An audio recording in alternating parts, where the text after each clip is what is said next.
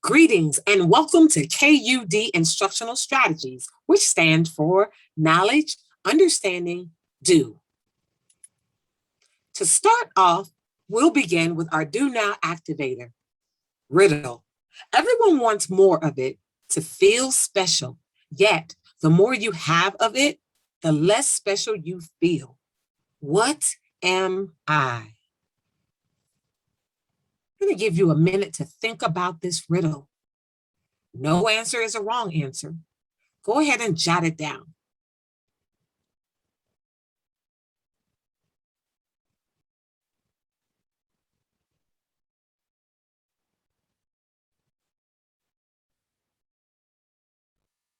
Another 30 seconds. What comes to mind? Everyone wants more of it to feel special. Yet, the more you have of it, the less special you feel. What am I?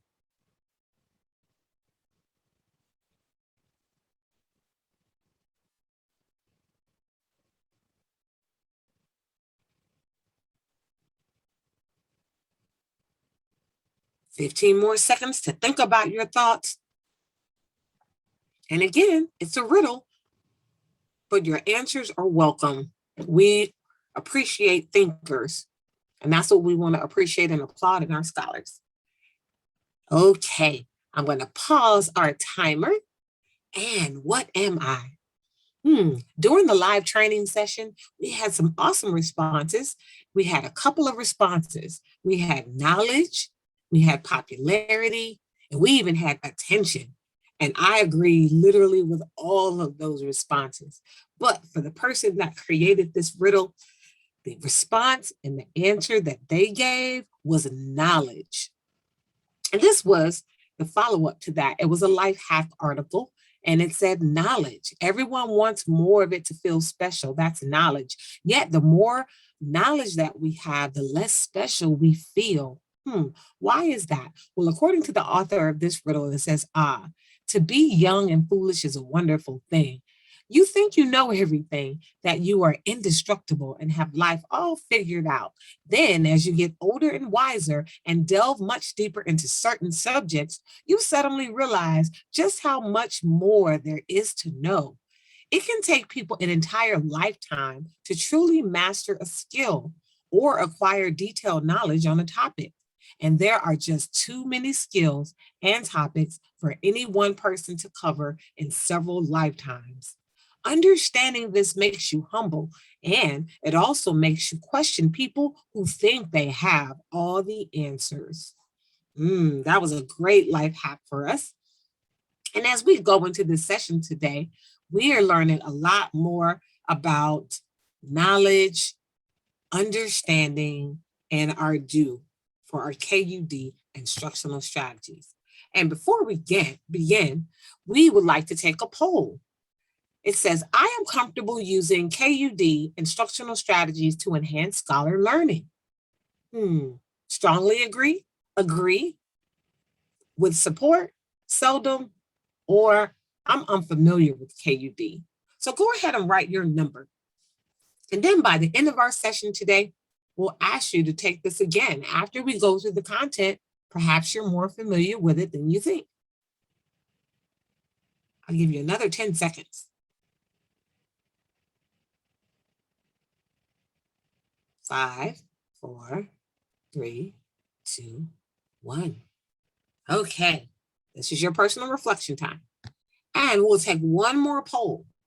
I know how to unpack standards in order to guide lesson planning, as well as to communicate learning outcomes using KUD. Strongly agree, agree, with support, seldom, or again, I'm unfamiliar with KUD.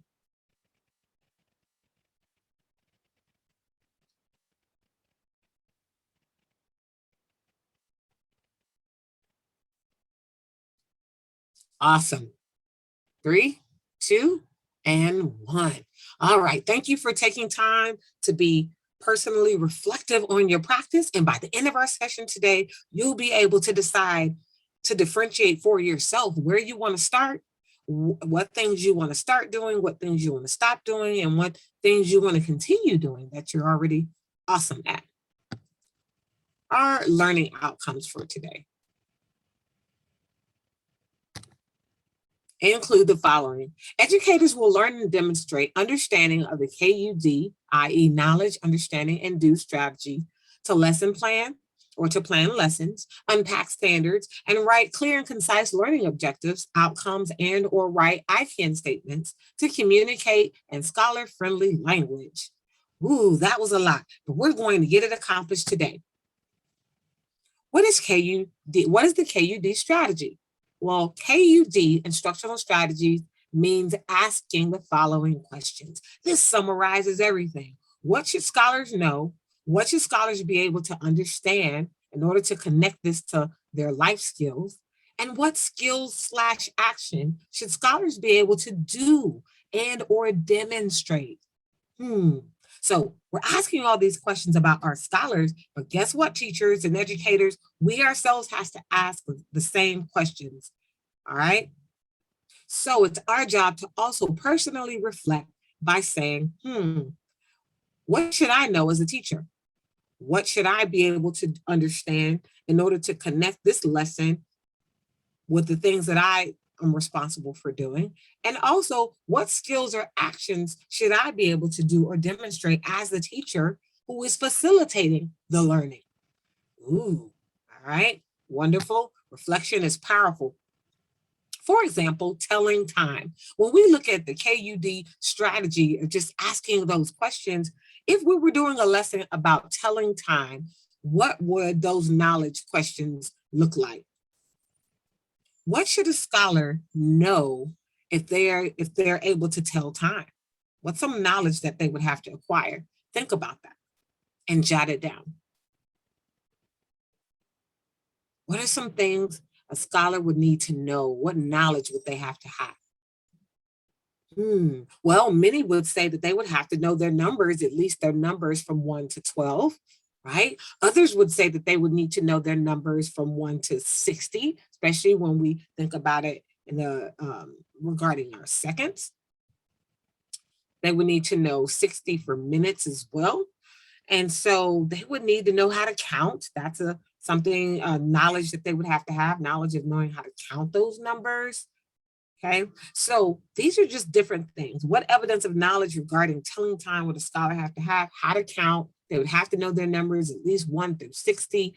Some teachers would say they would have to know how to skip count, maybe by skip count by fives, quantities of fives. They would learn certain vocabulary words. If we're thinking global and internationally, they would have to learn the vocabulary of an hour, a second, a quarter, a minute, right?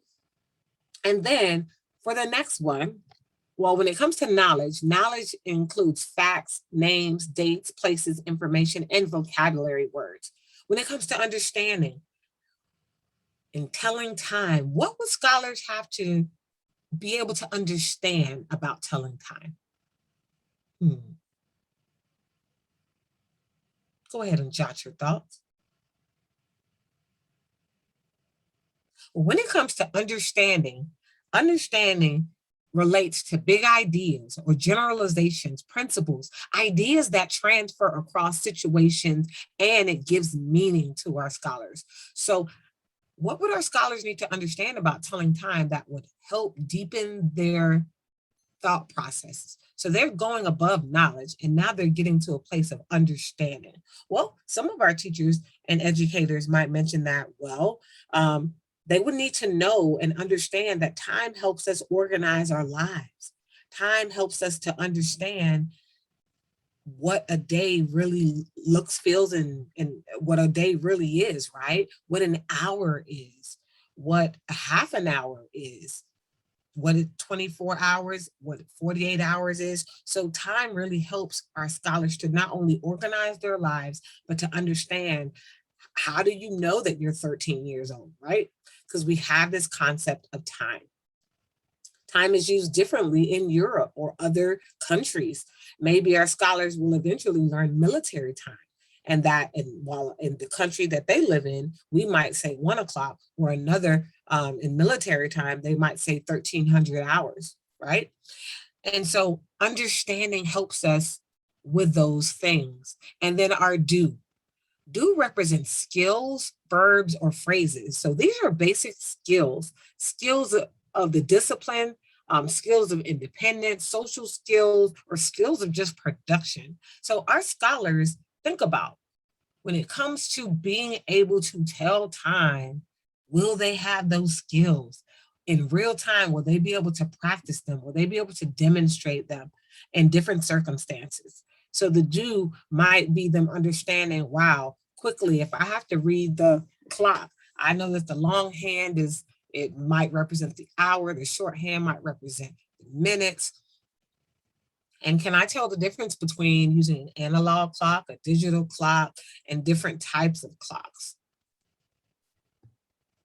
So this is just a quick summary, again, of our KUD instructional strategy. And so now, this is intended to be a turn and talk, but we want you to read and select which statements include the know, the understand, and the do element.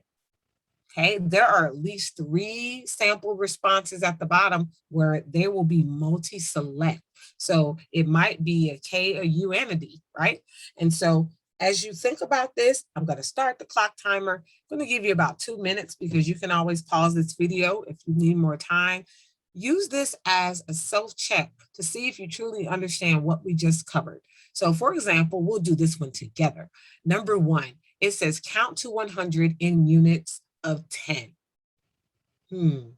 Does this statement represent knowledge? Does it represent understanding? Or does it represent something we're being asked to demonstrate based on the definitions we just covered? Well, when I break apart number 1, this statement, count to 100. Well, that's a skill. To be able to count to 100 is a skill. So I would circle D for do or demonstrate. That's something we would have to, that's a verb to say count, right? So count to 100, that chunk is a demonstration, that's do. But to do that in units of 10, that comes with a level of understanding to be able to count to 100 in units of 10. So we have to understand how numbers work. It's not just us being able to count, but we obviously have to know how to count to 100, but we have to do that in units of 10. That takes a level of understanding. So I would circle U and I would circle D. And we know that knowledge is always the prerequisite, right? So we obviously we have to know our numbers from 1 to 100. But when we look at this statement overall, counting is a skill, and to count to 100 in units of 10, that definitely connects with our understanding of how numbers work. So for this one, I would only circle U and D, even though we know it requires knowledge. So pause this video at this time and go ahead and give yourself as much time as you need to quiz yourself about KUD.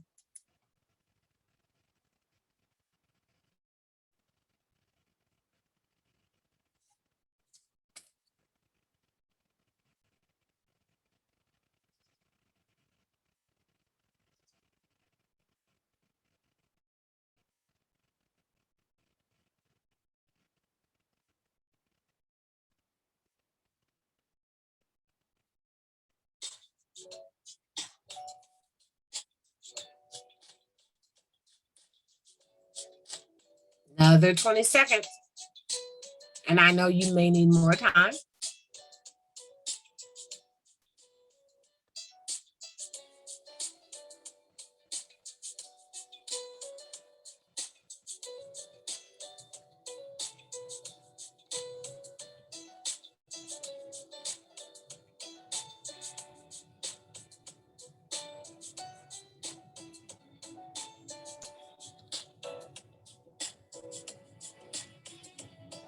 Okay, go ahead and pause the video if you need more time to practice because we're about to reveal the answers.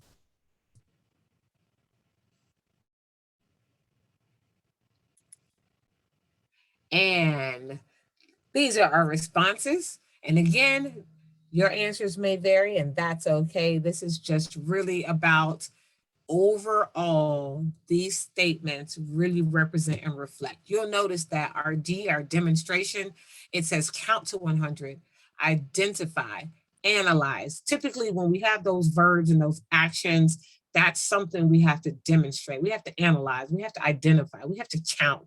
We don't see that in numbers 2, 5, and 6. And when it comes to understanding, that goes back to really how do we make meaning of what we're being asked to do. We're not just being asked to count to 100, but in units of 10. All right. For number 3, we're not just being asked to identify, but we have to identify the differences. So we have to have a level of understanding to be able to compare those two. And then the knowledge, we need to know what a 2-dimensional and 3-dimensional shape is, right? The knowledge of the American Revolution. And number 2 was all about, that's a fact.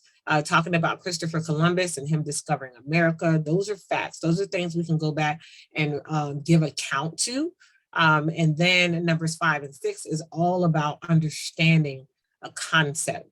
And so these are our responses. Hopefully you did well and you found some connections. Now, we will go into how to unpack a standard. When we think about our KUD strategy, they are constantly interwoven into our standards. So as we unpack standards today, it's going to let us know that writing our learning outcomes, they come pretty seamlessly if we're really providing standards-based instruction. So KUD steps are going to be as follows. We're going to ask you to circle the skill, and that's the green. I try to keep the colors consistent. So our green responses will represent the D in KUD. That's our do. What actions are we being asked, our scholars being asked to do?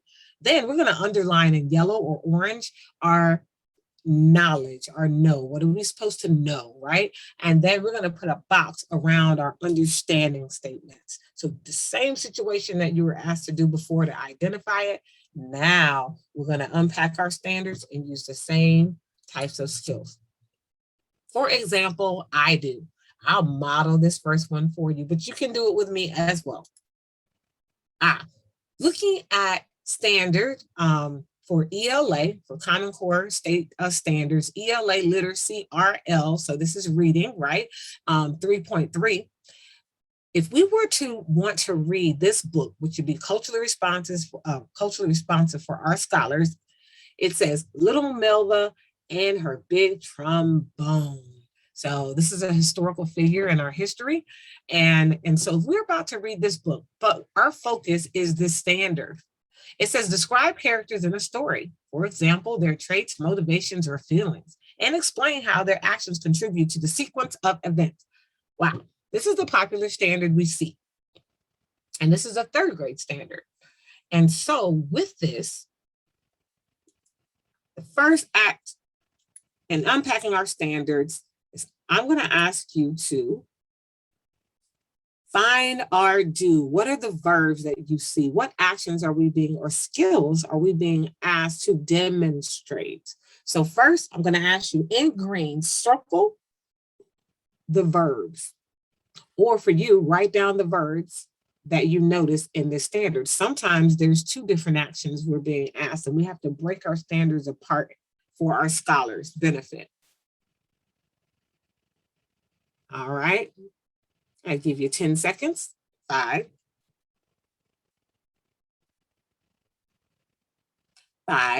4, 3, 2, and 1. Now I'm going to reveal to you the responses. So in this standard, our scholars are being asked to describe, and they're also asked to explain. So we know mastery of this standard is when they're able to demonstrate, meaning the do, when they're able to do the following things, to describe and to explain. Now, the next step in unpacking the standard is our know. So they're being asked to describe and explain what. So our know is the what. What is the concept that they're being asked to describe and explain? I'll give you 10 seconds to think about it. And 9, 8, 7, 6, 5, 4, 3, 2, and 1. So they're being asked to describe and to explain what. What is the knowledge or the concept? Well, they're being asked to describe and to explain, describe the characters and explain their actions. Wonderful. Our final step is the you. I like to start with the do, the know, and the understand. So now we're on the understand. Now, what do our scholars have to understand? Meaning, what's the context? Why are these skills valuable? Why do I need to learn how to describe and explain something? What's the overall life lesson?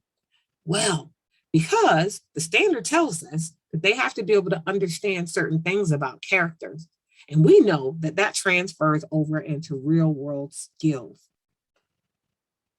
So go ahead, take 10 seconds to identify the understand. What do they need to understand about the character and understand about actions? 9, 8, 7, 6, 5, 4, 3, 2, and 1. Aha, they're being asked to, they need to be able to understand the character's traits, their motivations, and their feelings. They're being asked to understand how their actions contribute to the sequence of events. So that's kind of a cause and effect. My actions are causing certain things to happen. How I respond to certain things. Our scholars absolutely can connect to this in the real world, because throughout the school day, they know that sometimes someone may look a certain way, but then we may look happy, but deep inside our feelings may be something completely different. And so motivations and traits and feelings, all of these things are definitely things that, as our scholars understand them, they will be able to use these skills and knowledge that they're gaining in real life.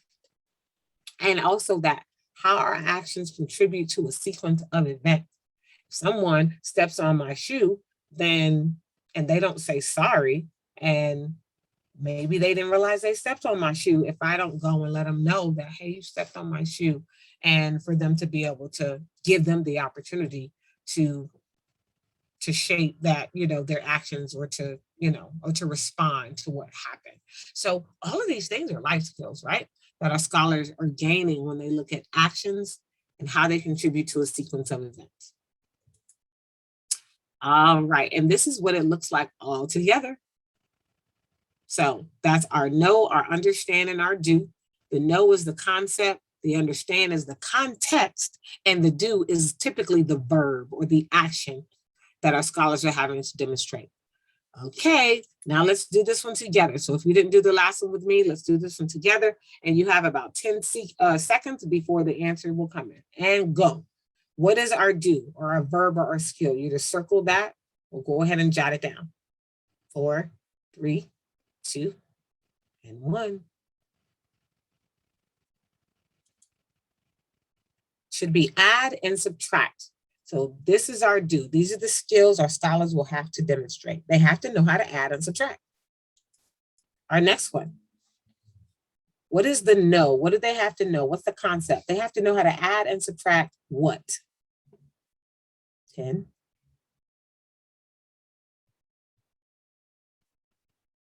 5, 4, 3, 2, and 1. Check your answers. Multi-digit whole numbers is what they have to be able to know. And lastly, are you? What is the why? What's the context? Why do they need to know how to add and subtract multi-digit whole numbers? Why? What is the understanding that we're trying to get them to gain?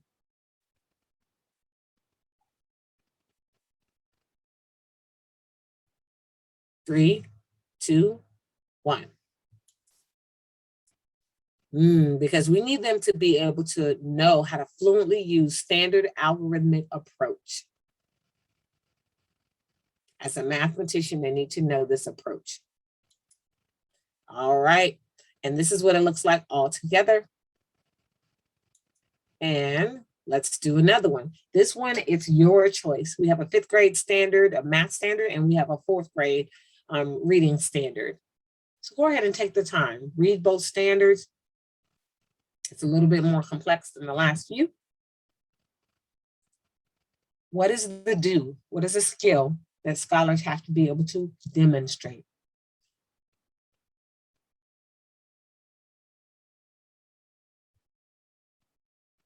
Five, four, three, two, one. So for our 5th grade math standard, it's understanding, interpret, modeling. This is the demonstration. This is what the success criteria should look like. Our 4th grade reading standard is paraphrase, retell, identify, and provide. Provide evidence. Okay, our next step. What is our no? So they have to understand, interpret what? What's the concept? They have to paraphrase and retell what?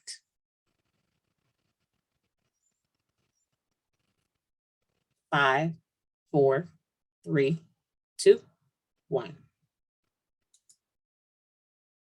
Percents as parts of 100, main events, theme, and evidence. That is the knowledge. That is what they need to know. That's the concept. And lastly, what do they have to understand? What's the context? What's the life skill that we're trying to get them to gain? 10, 5, 4, 3, 2, 1. We're trying to get them to understand how to use pictures to do this, diagrams and other visual models. So they're going to have a level of understanding how those models are labeled, how they work, how they function. All life skills as adults in our careers, we have to be able to read information and models and charts and spreadsheets and things. So all powerful skills. And then for our reading standard, we need them to be able to understand stories versus a myth versus a legend or a novel. What are the differences between these types of texts? And we want them to be able to provide interpretation. So for them to be able to gain voice and really connect with words and how they are being utilized in different story types. And this is what it looks like all together in unpacking these 2 standards. Great job and nice work, educators. Now we move on to what are standards? Well, by now, maybe you're a pro at standards and maybe even unpacking the standards. Yes, but let's stay tuned. It says standards are a set of conditions, goals, and expectations that a scholar should achieve as evidenced by the set of skills and knowledge that are gained, i.e. demonstrated. So literally our standards are the KUD process. Standards are designed to tell us what the scholar knows, understands, and is able to do.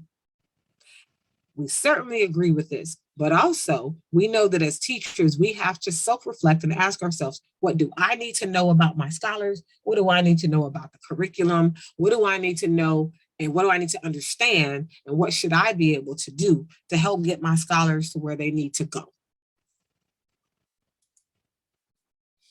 Standards are not. Sometimes it's easier to define something by what it is not. Our standards are not the curriculum.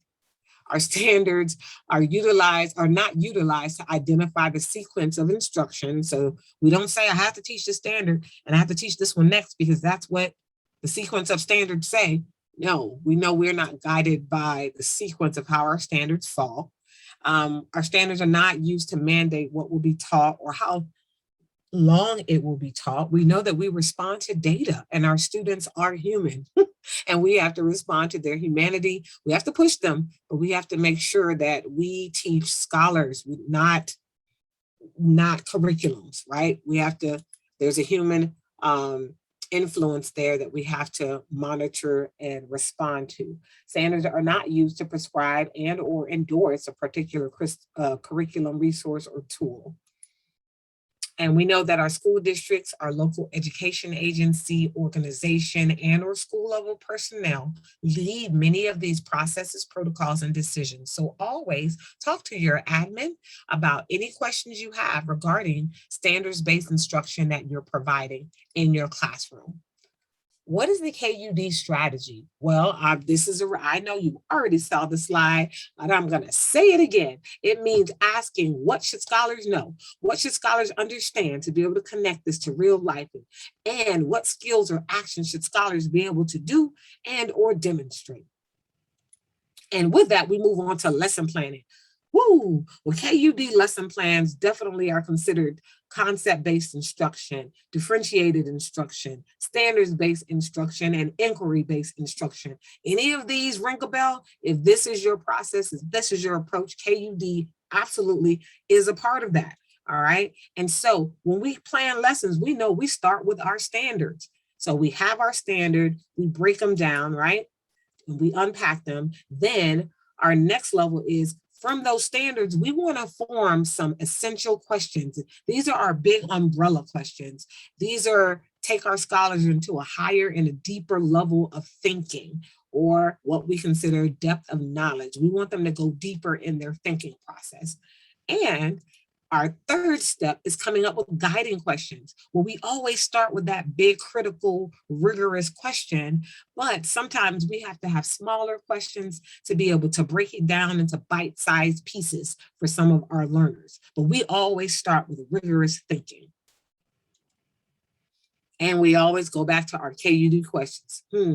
What do scholars need to know, understand, and be able to do? Looking at depth of knowledge, since I brought that up, if you're not familiar with depth of knowledge, DOK is short for depth of knowledge. We want scholars to go deeper into their thinking. And so in order to do that, Bloom's taxonomy, and there's Marzano, and there's tons of people that have their visual graphic of what this should look, feel, and sound like. Well, this one breaks down depth of knowledge. The big idea of it is at a DOK level 1, it's just the facts. It's just do it. It's knowledge and acquisition. So that's recall information. Going back to the idea of telling time. Well, if I know, I need to know my numbers 1 to 12, right? Those are just knowing my number facts, right? And so that would just be a DOK level 1. When it comes to DOK level 2, I have to be able to show and tell something. That's letting you know I truly kind of understand the concept of telling time. I have to be able to demonstrate something. So it kind of represents the D in our KUD, the actions, us being able to act it out and apply it.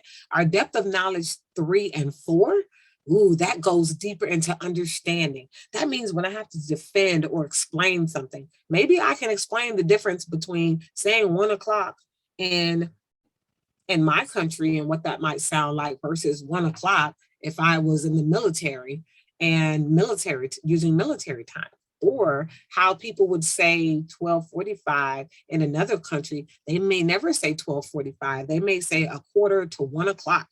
So just knowing those concepts takes us to a deeper level of thinking. And then DOK 4 is going above and beyond. So that's more of that international global mindset.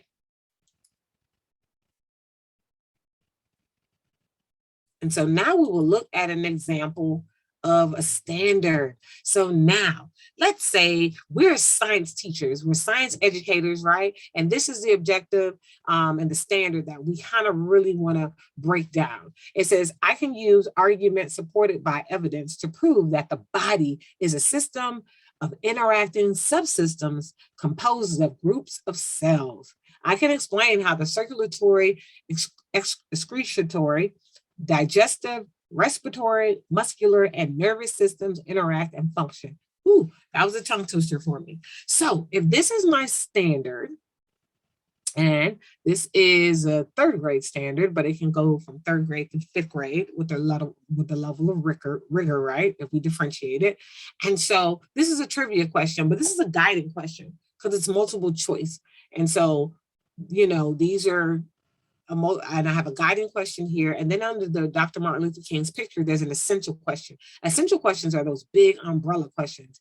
How do our life choices / experiences impact each of our body systems? Well, this question requires us to have a deeper level of thinking and understanding.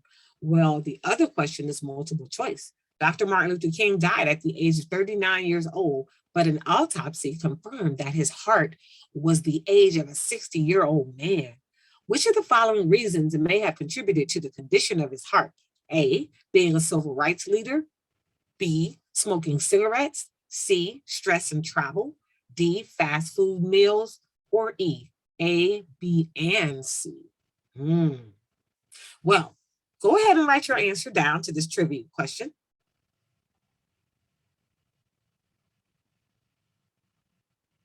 If you definitely want to attempt it. In 10 seconds, I'll reveal the answer in 10, 9, 8, 7, 6, 5, 4, 3, 2, and 1. Okay, the answer is E, A, B, and C. Dr. Martin Luther King was a civil rights leader, which obviously comes with a level of responsibility, right? Always traveling, always moving around. He did smoke cigarettes, which is a little known fact that some people didn't know. And then C, stress and travel. Yes, it's stress. Obviously, he was a change agent, so that can be stressful. And he did a lot of traveling. But when it came to fast food meals, during this time, you would need to have a little level of understanding that there was not a lot of fast food places that, as an African-American male, he could go and eat at. So many people hosted him in their homes when he went to travel. And so D wouldn't have been an option for this response. However, getting back to unpacking our standards, when we're planning lessons, we start with our standard the same way. So we have the standard at the top, and this teacher chose to write it as an objective, but it's pretty much just the standard. And there's a big essential question, and then there's a guiding question. So this is modeling what we want to do. And this trivia could be small questions you ask your scholars to help them connect the standard to real world issues. And so step 1, we see here. Step 2 is our essential question.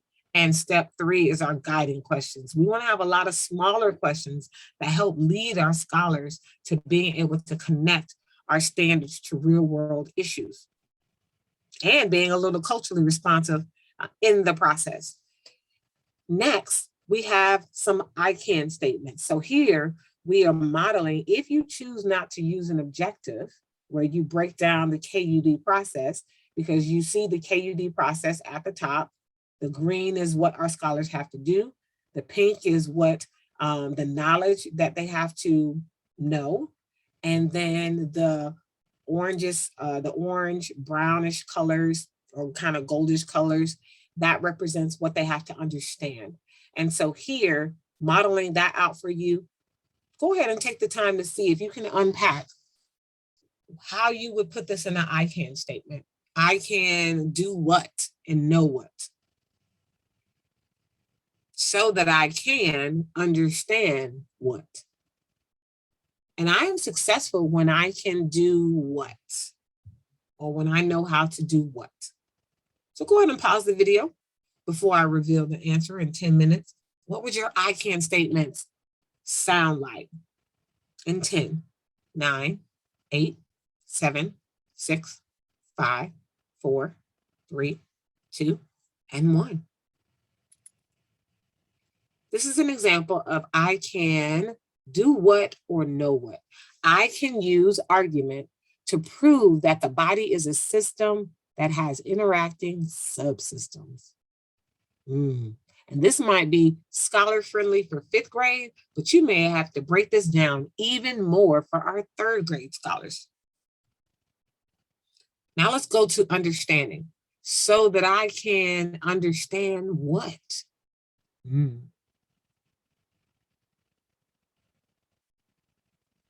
And we're breaking down the first part of this standard. So just a statement that says, I can use arguments supported by evidence to prove that the body is a system of interacting systems composed of a group of cells. So our understanding, how would you make that in scholar-friendly language? In 10, 9, 8, 7, 6, 5, 4, 3, 2, 1. Wonderful. So that I can understand how these interacting subsystems are composed of groups of cells. And then, for example, where did Dr. Martin Luther King's heart, lungs, were Dr. Martin Luther King's lungs, heart, muscular, digestive system, were they impacted by his stressful career and or behaviors as a civil rights leader? Just a few things for us to think about. And then lastly, as an I can statement or statements, I am successful when I can do what? For the first half of this standard, how will I know I'm successful? What does that look like, feel like, or sound like? Well, when I can use an argument with 2 to 3 supporting pieces of evidence as proof. We want to quantify it for our scholars. It's not enough that they can do it. Maybe we want them, maybe we value consistency. Maybe you value accuracy. Maybe you want to know that they can do it 2 to 3 times with consistency to show that they truly have it down pat. So maybe you want 2 to 3 demonstrations of that. You want to make it quantifiable for your scholars. And how are they going to show that in an argument? Is it going to be on a graphic organizer? Are they going to write an essay, a paper? So we want to be very specific. I can use argument by, writing a 2-paragraph or 2 to 3 supporting pieces of evidence. So whatever that standard calls for, we have to quantify it. And let's unpack and let's create I can statements for the second part of this standard, which says I can explain how the circulatory, excretory, digestive, respiratory, muscular, and nervous system interact and function. Ooh, I think I said the word right this time. All right, I can statements. So I can do what or know what. What would your I can statement sound like? In 10 seconds? 9, 8, 7, 6, 5, 4, 3, 2, 1. Explain each of the body systems. I would just try to keep it simple. I can explain each of the body systems. The next one is understand, so that I can what? 10, 9, 8, 7, 6, 5, 4, 3, 2, 1. So that I can understand how they function. And lastly, I'm successful when I can do what? Or when I know how to do what? 10, 9, 8, 7, 6, 5, 4, 3, 2, 1. When I can explain at least 2 to 3 examples how each of the body systems interact. So maybe I want 2 to 3 examples as a teacher from my scholars. When I see that, then I'll know that they consisted. It wasn't just a lucky moment where they were able to demonstrate it, right? But they've shown me 2 to 3 times where they have it down pat. They can provide 2 to 3 examples of it.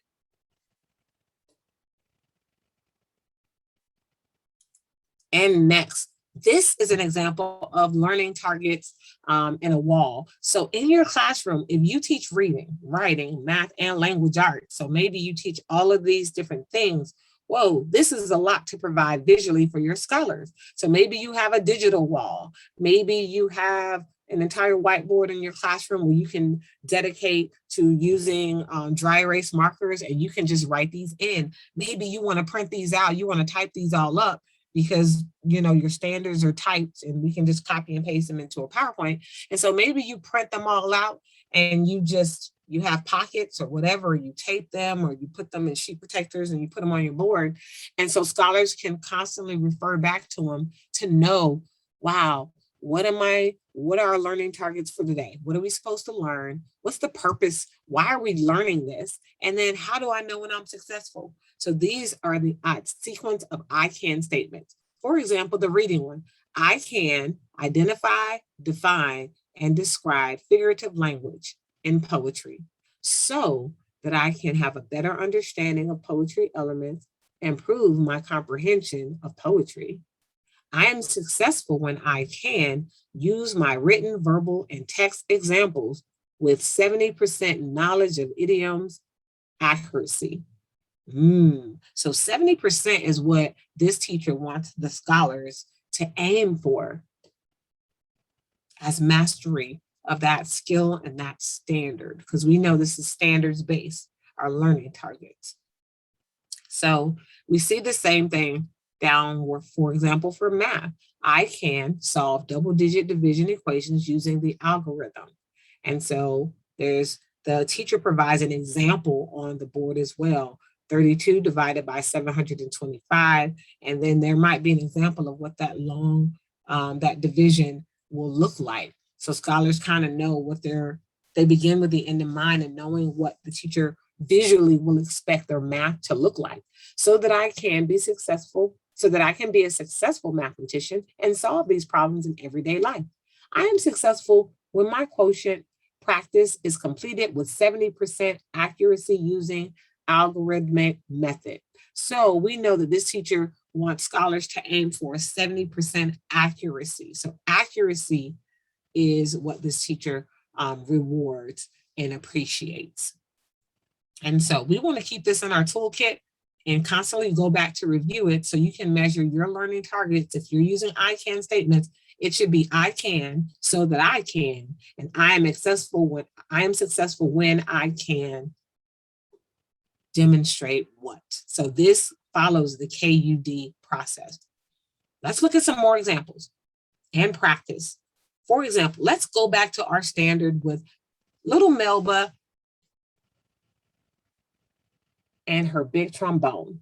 So if we're about to read this book, but our standard focus is it's ELA literacy, it's a RL 3.3, third grade standard. It says describe a character in a story, their traits, motivations, and feelings. And then the second part of that standard says explain how the character's actions contributed to the sequence of events.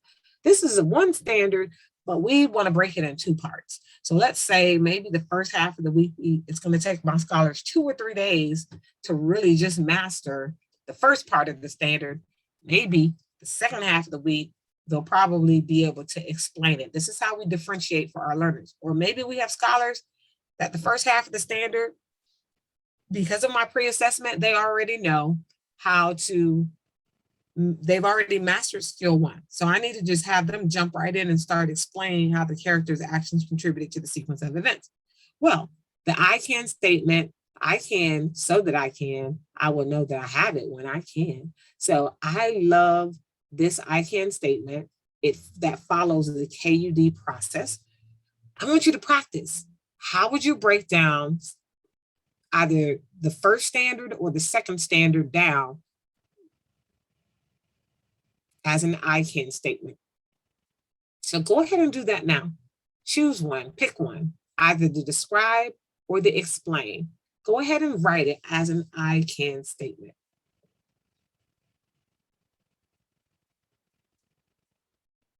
Ten, 9, 8, 7, 6, 5, 4, 3, 2, 1.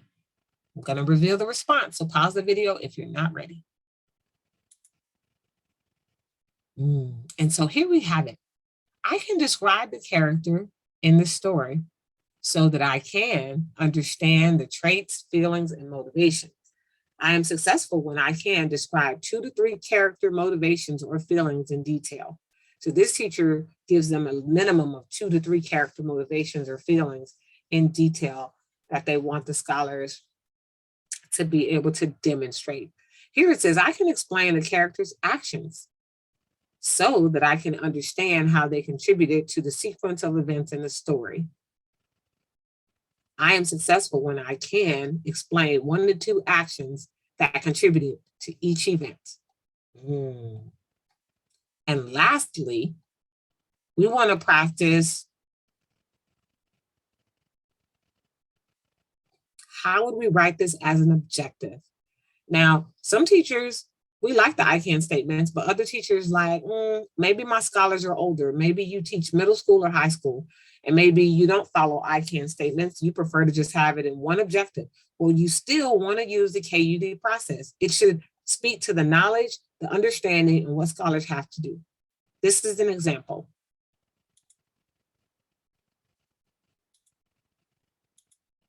Here we go. It still speaks to the the what, the who, and the how. So scholars will be able to describe the traits, emotions, and feelings of the character by completing a character analysis graphic organizer. So this teacher specifically tells them what instrument they're going to be using to demonstrate their knowledge. That will be used to create a picture with labels and accurate details in groups of 2 or 3. Okay. And so this is going to be group work for them. So they don't have to do it solo. So this teacher tells them who they're working with, what their instrument they're going to use, and they talk about overall what they're going to be able to learn and how they're and what understanding they're supposed to gain. So this teacher chooses to use an objective that speaks to the what you're going to do, what you're going to demonstrate, who you're going to be working with, and how you're going to demonstrate your learning, what instruments are going to be included in that. Scholars will be able to explain how the actions of the character contributed to the sequence of events by completing a 4 to 5 item film strip to list the event's actions in order to write and present a police interrogation or press conference in groups of 2. So now scholars are learning that, wow, we have to do a police interrogation or press conference in groups of 2. Next example. We have the same 2 standards, but this is using WALT, WILF, TIB, and WAGGLE.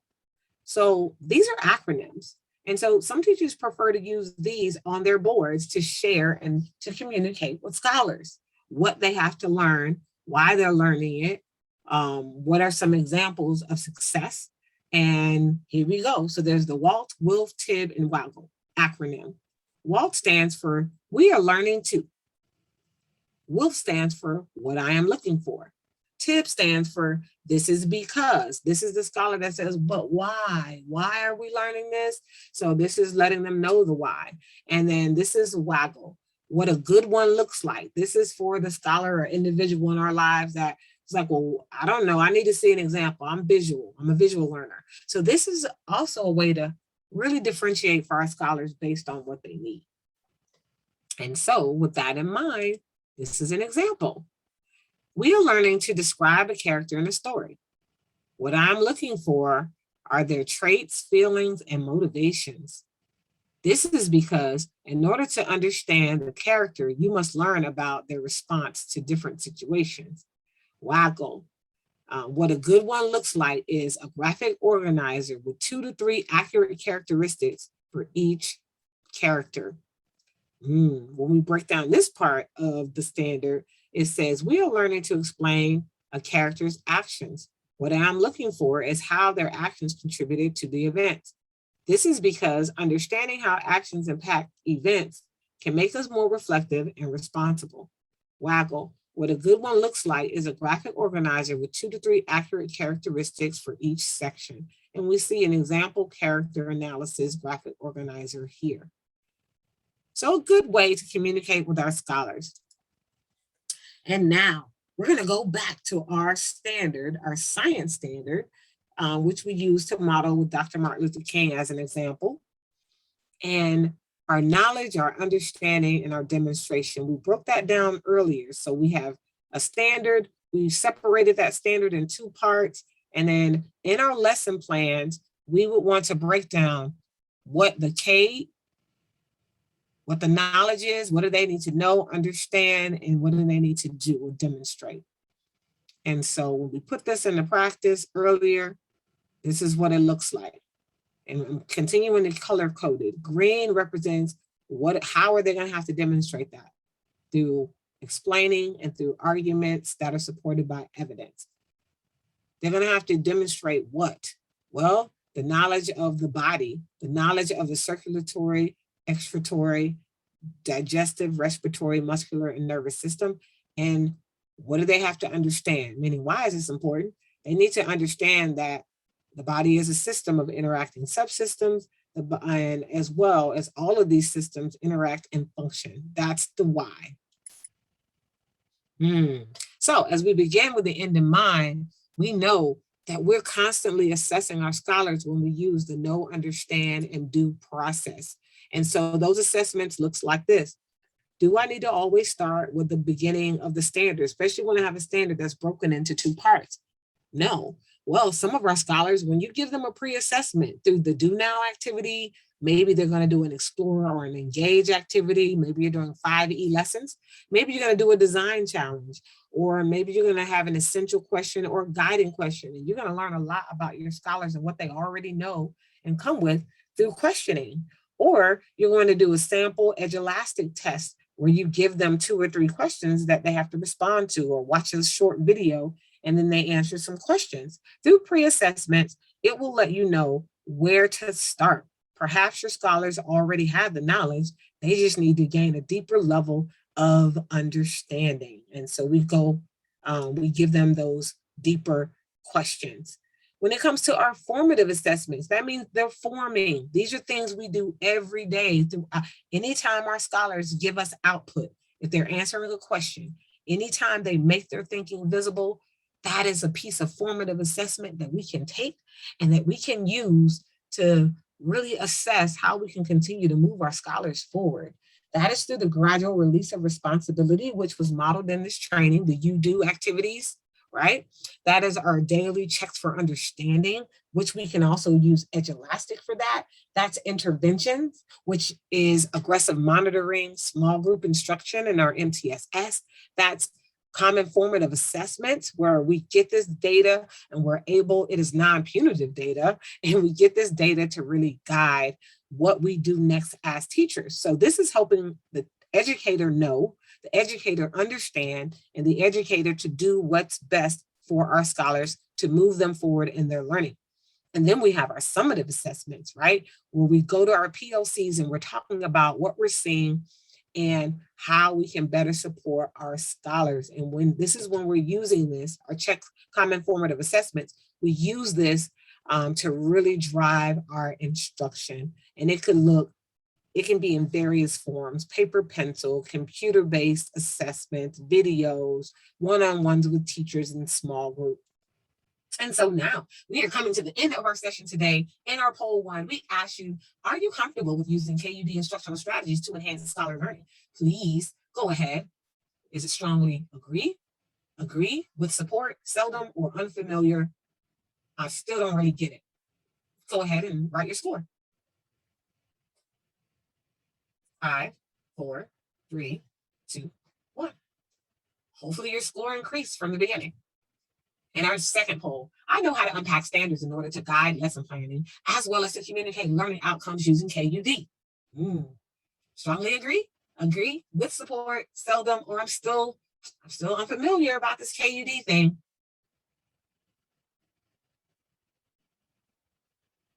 5, 4, 3, 2, 1. And now we want you to reflect, but also to commit. What will you keep doing after having attended this professional learning experience regarding your instructional practice? What will you stop doing?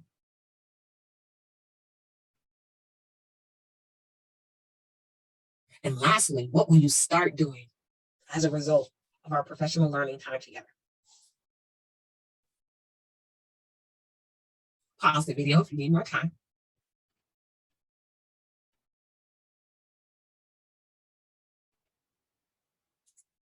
Another reflection opportunity is to list 2 things that you learned today. We really want to challenge you to do that.